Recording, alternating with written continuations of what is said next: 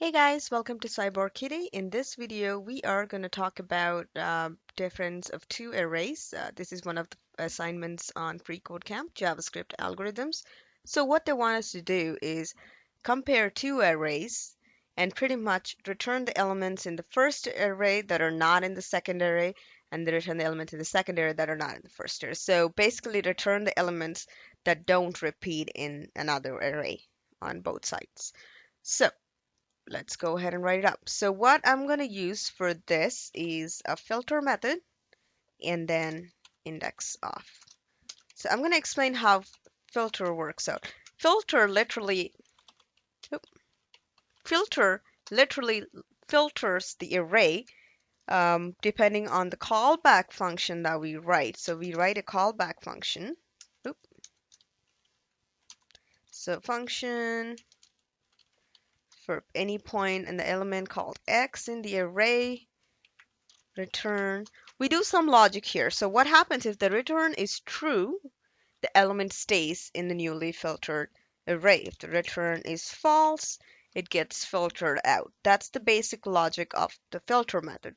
So how are we using it here? So let's create a new variable, final f array1 is equal to array1 dot. I'm going to do filter, and in here I'm going to write a callback function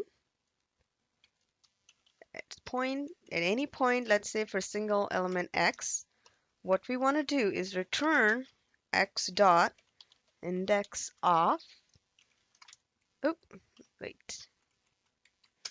Because it's array 1, we want to check if any of these elements here repeat in these elements here. So we do array 1, array 2 dot index of x. So what index of does is it actually takes array, index of, and then character, any element, right?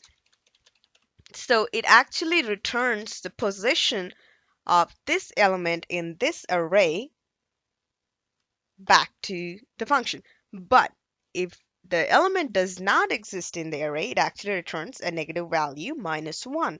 So what we want to do, we want to compare if it is less than 0, then we know it's -1, which means it does not exist in the array we are comparing to. So we want them filtered out, and whichever exists and we got an actual position, we know they exist in that array and we don't want them anymore.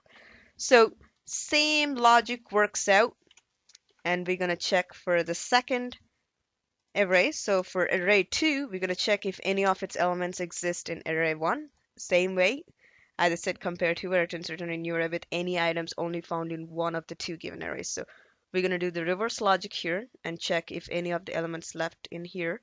Let's say, for example, this is the setup, right? So initially, when we actually check array 1 with array 2, we get an element 6 returned from filtering because 6 does not exist here. And then when we do this part where we check array 2 and see all the elements in array 1, we'll get 4 as 4 does not exist here. So the answer is we want 4 and 6 together. So how do we do that? At which point we're going to use concatenation. So return how concatenation works. Concatenation is nothing but adding or linking two values together, right? Two arrays together. So we write old array, which you want to come first, dot concat, and then new array. That's how you write a concatenation. So let's go and write it down here. So you got return final array1 dot concat final array2, and run. There we go. It works out fine. As you can see, it gives both 6 and 4. Okay, now, is there any way to make it more simpler? So rather than writing filter twice, I was thinking, just for the hell of it, we can actually write a function called farray, which takes input as two arrays, array 1 and array 2, and then returns an array. So let's say, for example, takes this and then returns this newly filtered out array back out. Wait. And close it out. Perfect. So now, rather than what I'm trying to do is rather than trying to filter an index a bunch of times, I'm wondering if there is a way we can shorten it more, right? So all I did is I made this into a block of code, into a function, so we can call it how many ever times we want. So instead of writing like this, all we do is f array array1, comma array2, which will return an array itself, which we're saving in here.